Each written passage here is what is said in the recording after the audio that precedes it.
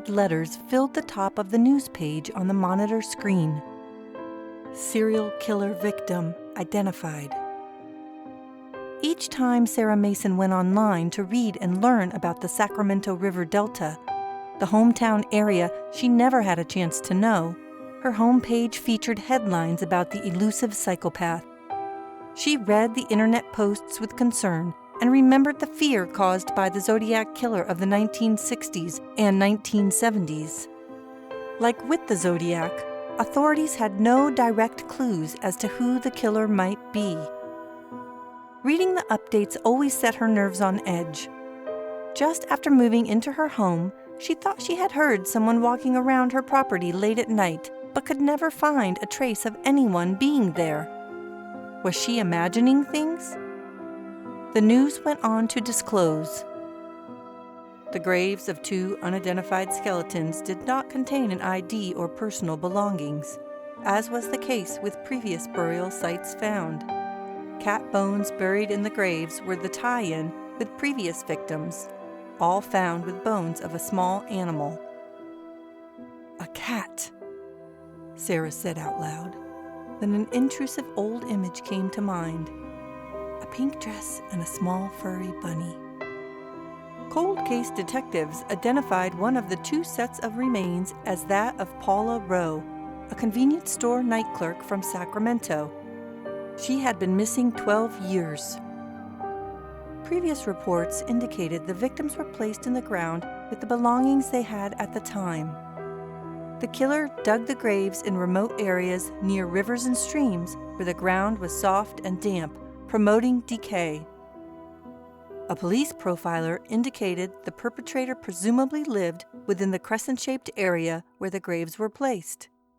Remains were found beyond Interstate 80 to the west, Roseville to the north, and east of Rancho Cordova along the American River.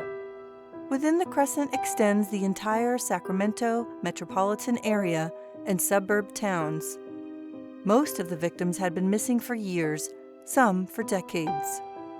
Considering the graves discovered in recent times did not contain fresh skeletons, it is assumed the killer either left the area or simply quit killing, which law enforcement believed to be unlikely.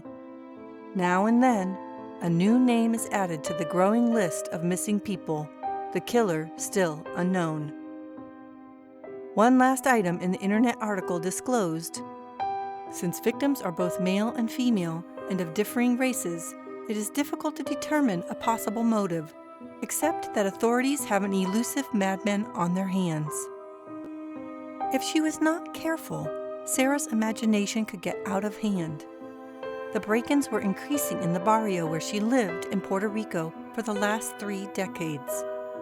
This left her looking over her shoulder, and the need to find a safe place to live life grew heavier.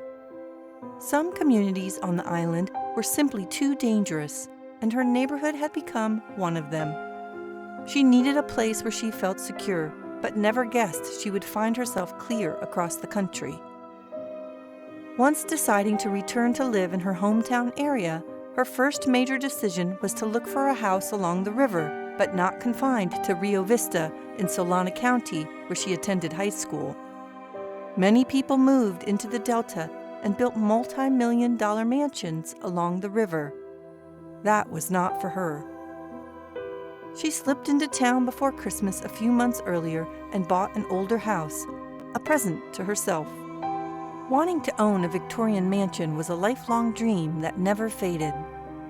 She found one such place, and to the astonishment of the real estate broker, immediately signed the sales agreement for the full asking price. Upon approval of her offer, she paid cash by way of a wire transfer. After signing the documents, she overheard the hotshot Sacramento real estate broker boast to someone in another office. Some wealthy middle-aged blonde woman, a real looker out of Puerto Rico, just bought that damnable eyesore down along the river. Sara wasn't offended and smiled secretly. She knew she held her age well and knew exactly how she would refurbish the old mansion.